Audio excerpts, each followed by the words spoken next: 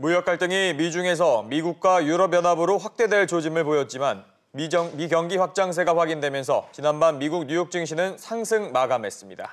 이란이 핵 합의를 위반한 데 대해 핵 합의 서명국들은 이란의 준수를 촉구했고 오펙 이외의 산유국들도 감산 연장에 합의했습니다. 자세한 내용 류정훈 기자와 함께 알아보겠습니다.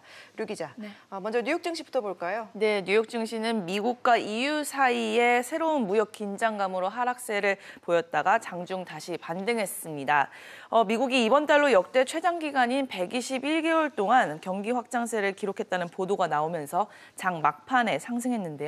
전미 경제연구소에 따르면 미국 경제는 지난 10년간 연평균 2.3% 성장했고 GDP는 25%가량 성장했습니다.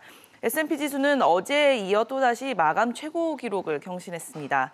S&P 지수는 어제보다 8.68포인트 상승한 2,973.01로 마감했고 다우지수는 장중 역대 최고치인 26,890.64에 도달한 뒤 소폭 하락해 26,786.68에 멈췄고 나스닥은 8,109.09로 어제보다 상승 마감했습니다. 네, 미국 경기 확장세는 다시 확인이 됐는데 이 미중 무역 갈등이 잠잠해지니까 미국과 유럽연합의 갈등이 좀 심화되고 있는 상황인 거죠? 네, 그렇습니다. 미국 정부가 EU의 불법 항공 보조금으로 입은 피해를 보복하겠다면서 추가 관세 부과 목록을 새롭게 발표했는데요.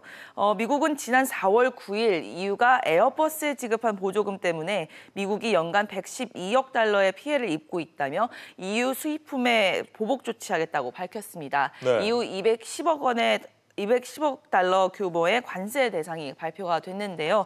어제 USTR이 기존 목록에다가 89개를 새롭게 발표하면서 40억 달러의 관세가 추가로 부과될 예정입니다.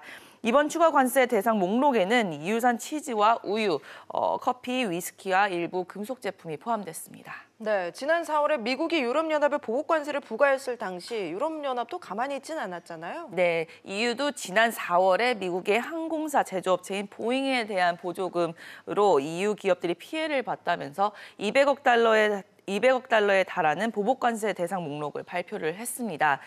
미국이 유럽연합을 상대로 제기한 소송은 이번 달쯤, EU가 미국 보잉사를 상대로 한 소송은 내년 초쯤 최종 결론이 나올 것으로 보입니다. 미국은 WTO에서 최종 피해액이 확정이 되면은 관세를 바로 집행할 계획입니다. 네, 다음으로 이란 얘기도 좀 해보죠. 이란이 핵 합의를 이행하지 않으면서 당시 핵 합의에 합의를 했던 국가들이 이란의 제재 준수를 촉구하고 있다면서요? 네, 그렇습니다.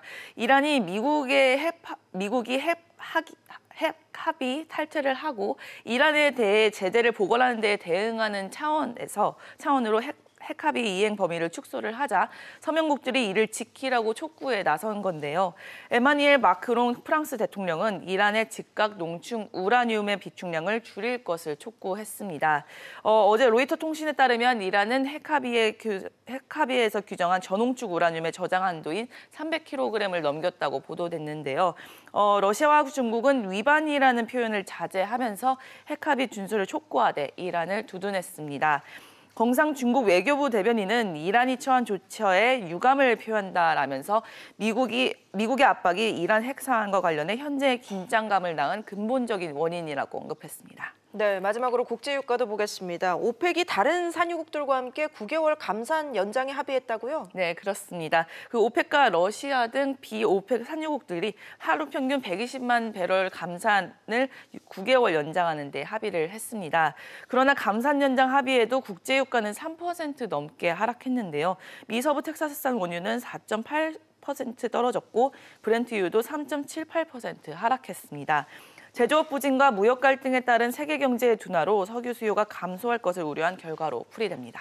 네, 알겠습니다. 류 기자 얘기 잘 들었습니다.